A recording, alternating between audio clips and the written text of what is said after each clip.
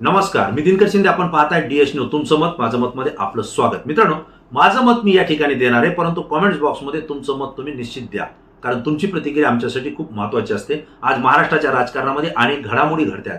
राष्ट्रवादी काँग्रेसचे 2 भाग झाल्यानंतर अजितदादा पवार यांचं विमान अपघातामध्ये निधन झालंय आणि त्यानंतर त्यांचा जो पक्ष आहे त्यांच्या पक्षातले अनेक नेते सैरावैरा झालेले आहेत. सुनेत्राताई पवार या राष्ट्रीय अध्यक्षा जरी झाल्या असल्या तरी अंतर्गत वाद जो आहे त्यांना तोंड द्यावं लागतंय. प्रफुल्ल पटेल असतील, सुनील तटकरे असतील किंवा त्यांच्या सोबतचे काही नेते असतील, त्यांनी आपल्या राष्ट्रवादी काँग्रेसमध्ये आपल्या छत्राखाली एक वेगळी भूमिका उभा करण्याचा प्रयत्न केलेला आहे आणि आपल्याच नेतृत्वाखाली पक्षांतर्गतले आमदार असतील, पदाधिकारी असतील, कार्यकर्ते असतील, यांनी उभा राहावं, त्या पद्धतीची साथ द्यावी अशी कदाचित त्यांची भावना आणि मानसिकता आहे. त्यामुळे सुनेत्राताई पवार यांनी निवडणूक आयोगाला पत्र देऊन यापूर्वी अजितदादांच्या निधनानंतर आणि माझ्या राष्ट्रीय अध्यक्षपदाची निवड होईपर्यंत जे राष्ट्रवादी काँग्रेसकडून पत्रव्यवहार झालेले आहेत ते अवैध ठरवा, त्यांना गृहीत धरू नका असं पत्र त्यांनी आयोगाला दिलेले. यामध्ये प्रफुल्ल पटेल, सुनील तटकरे यांनी ते पत्र दिलं होतं. ते रद्द करण्याची भूमिका त्यांनी त्या ठिकाणी मांडलेली आहे. यामुळे काय झालं की राष्ट्रवादीमध्ये आपोआपच 2 गट निर्माण झालेत, हे स्पष्ट आहे. रुपाली ठोंबरे असतील, अमोल मिटकरी असतील, यांनी तर स्पष्ट सांगितलंय, सुनील तटकरे, प्रफुल्ल पटेल हे आमचे बॉस नाहीत, आमच्या बॉस सुनेत्राताई पवार आहेत. त्या जे आदेश देतील त्या आदेशाप्रमाणे आम्ही काम करू. एकंदरीत ते जरी बोलून त्यांनी दोघांनी दाखवलं असलं तर त्या विचारसरणीच्या अनेक आमदार, अनेक पदाधिकारी राष्ट्रवादी काँग्रेसमध्ये आहेत. राष्ट्रवादी काँग्रेस अजित पवार गटामध्ये फूट पडते का, 2 गट आहेत का, तर निश्चितपणे 2 गट आहेत आणि फूट पडण्याची सुद्धा शक्यता मोठ्या प्रमाणावर आहे. आजही मी आपल्याला सांगतो की देवगिरी बंगल्यावरून महाराष्ट्रातल्या राष्ट्रवादी काँग्रेसच्या जिल्हाध्यक्षांना फोन गेल्याची माहिती आहे की आपल्या जिल्ह्यामध्ये आपल्या राष्ट्रवादी काँग्रेसचे पदाधिकारी कोण कोण आहेत, कार्यकर्ते कोण आहेत, महत्वाचे जबाबदार अधिकारी कोण आहेत, त्यांची माहिती तात्काळ द्या, कारण सुनेत्राताई पवार या महाराष्ट्राच्या दौऱ्यावर जाणार आहेत आणि त्यामुळे ती यादी आपल्याला पाहिजे असं म्हणून जिल्हाध्यक्षांशी संपर्क साधण्यात आलेला आहे. दुसरा भाग असा आहे की आपल्याला एक गंभीर स्वरूपाची माहिती या ठिकाणी मिळते, ती म्हणजे अशी की अजित पवार यांच्या राष्ट्रवादी काँग्रेसचे 15 ते 20 आमदार हे शरद पवार यांना भेटल्याची चर्चा आहे.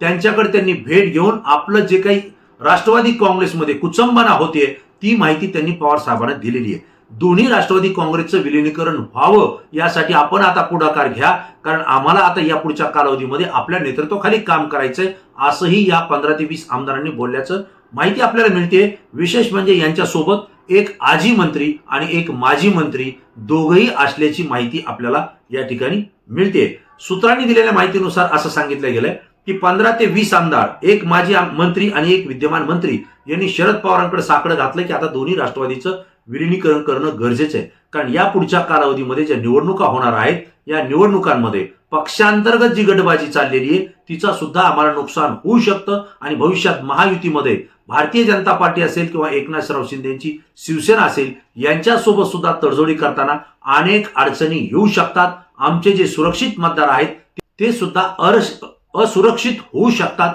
अशी माहिती या आमदारांनी दिलेली आणि त्यांना सुद्धा भीती आहे. पुढच्या निवडणुकीला सामोरं जायचं तर कोणाच्या नेतृत्वाखाली जायचं. सुनेत्राताई पवारांचं नेतृत्व आपण स्वीकारतोय तर अंतर्गत दुसरा गट आपल्याला विरोध करतोय.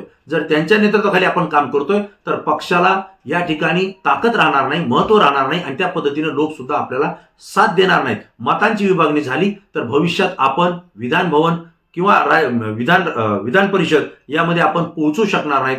जिल्हा परिषद, पंचायत समिती आहेत त्याही ठिकाणी कार्यकर्त्याला संधी मिळणार नाही अशी भूमिका या आमदारांची आहे आणि त्यामुळे शरदचंद्र पवार यांनी स्वतः आता पुढाकार घ्यावा, दोन्ही राष्ट्रवादीच्या विलिनीकरणाच्या संदर्भात ठोस भूमिका घ्यावी आणि दोन्ही राष्ट्रवादीचं एकत्रीकरण करून पुन्हा पहिल्यासारखं दोन्ही पदाधिकाऱ्यांना एक जीवानं एक दिलानं महाराष्ट्रामध्ये कामाला लावं, आपली ताकद वाढवावी आणि भविष्यामध्ये सगळ्यांना लोकप्रतिनिधी होऊन समाजाची सेवा करण्याची संधी मिळावी अशी अपेक्षा या आमदारांची आहे. आता हे 15 ते 20 आमदार, माजी आणि आजी मंत्री नेमके कोण आहेत याविषयी सुद्धा आपण माहिती घेण्याचा प्रयत्न करतोय, परंतु एकंदरीत म्हणजे महाराष्ट्राच्या राजकारणामध्ये खूप मोठी उलथापालथ या ठिकाणी होण्याची शक्यता आहे आणि याचं केंद्रबिंदू ठरणार आहे ते म्हणजे राष्ट्रवादी काँग्रेसचे सर्वेसर्वा शरद पवार. कारण शरद पवार हे आजारी जरी असले, महिना 1.5 महिन्यापासून घरात जरी बसून असले तरी या पूर्ण परिस्थितीचा ते अभ्यास करतायत.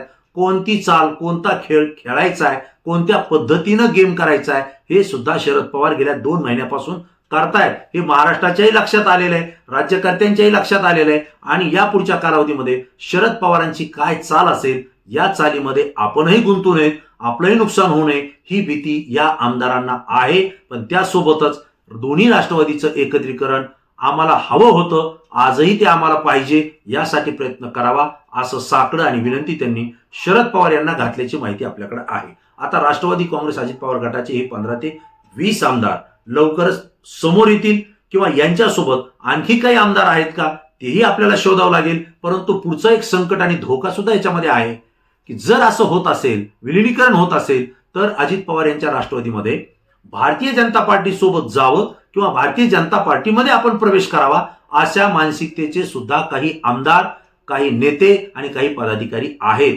ते सुद्धा भारतीय जनता पार्टीमध्ये आम्हाला प्रवेश द्यावा आणि आजपासूनच आम्हाला काम करण्याची ताकद द्यावी अशी मागणी आणि साकडं हे मुख्यमंत्री देवेंद्र फडणवीस यांच्याकडे घालतायत ही सुद्धा माहिती आपल्याला मिळते. मित्रांनो, आपल्यालाही कळतंय की अहिल्यानगरचे जे काही राष्ट्रवादीचे आमदार आहेत, संग्राम जगताप हे राष्ट्रवादी काँग्रेसचे, पण त्यांची सगळी कृती, सगळी नीती ही भारतीय जनता पार्टी सोबत आहे. ज्या पद्धतीनं हिंदुत्वाचं राजकारण ते करतायत, कदाचित त्यांचा पुढचा प्रवेश हा भाजपचा असेल आणि त्या ठिकाणाहून ते लढतील असं सुद्धा बोललं जात आहे.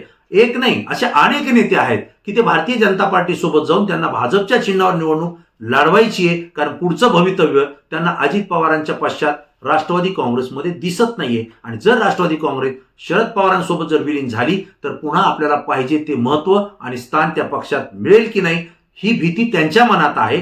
त्यासोबत हिंदुत्वाचं जे वातावरण तयार झालेलं आहे, जी आपली मतं आणि भारतीय जनता पार्टीची मतं, दोन्ही मतं जर मिळाली तर आपल्याला यश मिळेल अशी खात्री त्यांना वाटते. आणि त्यामुळं तो गट भारतीय जनता पार्टी सोबत सुद्धा संपर्कात असल्याची माहिती आपल्याला मिळते. एकंदरीत ही सगळी सूत्रांनी दिलेली माहिती आहे. खरी माहिती लवकरच बाहेर येईल आणि ती सुद्धा माहिती मी आपल्या समोर देणार आहे. पण मित्रांनो, कुठलीही अधिकृत माहिती आल्याशिवाय कोणाचं नाव घेणं, ते उघड करणं हे DS न्यूजला पटत नाही, ते आम्ही कधी करणारही नाही. आणि त्यामुळं अधिकृत माहिती या 1-2 दिवसामध्ये आपल्यापर्यंत पोहोचते, त्या पद्धतीची माहिती आपल्याला या ठिकाणी दिली जाईल. एकंदरीत अजित पवारांच्या राष्ट्रवादी काँग्रेसच्या या आमदारांमध्ये नेमकी कशाची भीती आहे याही प्रश्नाचं तुम्हाला उत्तर द्यायचं आहे. नेमकं शरदचंद्र पवार यांच्यासोबत विलिनीकरण करायचंय, तर विलिनीकरण नेमकं कशासाठी करायचंय? आपली जागा सुरक्षित करण्यासाठी करायचंय की राष्ट्रवादी काँग्रेसची विचारसरणी वाढवण्यासाठी करायचंय? हा सुद्धा महत्वाचा प्रश्न आहे. यापैकी जे लोक शरद पवारांना भेटले आहेत हे खरोखर लोकांच्या प्रश्नासाठी, लोकांचा विकास व्हावा यासाठी भेटले आहेत की स्वतःच्या स्वार्थासाठी भेटलेत? हा सुद्धा गंभीर प्रश्न आहे. मित्रांनो, तुम्हाला काय वाटतंय? तुमची प्रतिक्रिया तात्काळ द्या, कारण तुमची प्रतिक्रिया आमच्यासाठी अत्यंत महत्वाची आहे, कारण ती संपूर्ण महाराष्ट्रातून असते आणि अत्यंत अभ्यासू असते. DS न्यूजला जर आपण सबस्क्राईब केलं नसेल तर मित्रांनो तात्काळ सबस्क्राईब करा आणि असेच नवनवीन व्हिडिओ आणि माहिती पाहण्यासाठी आमच्या संपर्कात राहा. पुन्हा नवीन विषय, नवीन माहिती घेऊन आपल्या समोर येईल. तोपर्यंत धन्यवाद.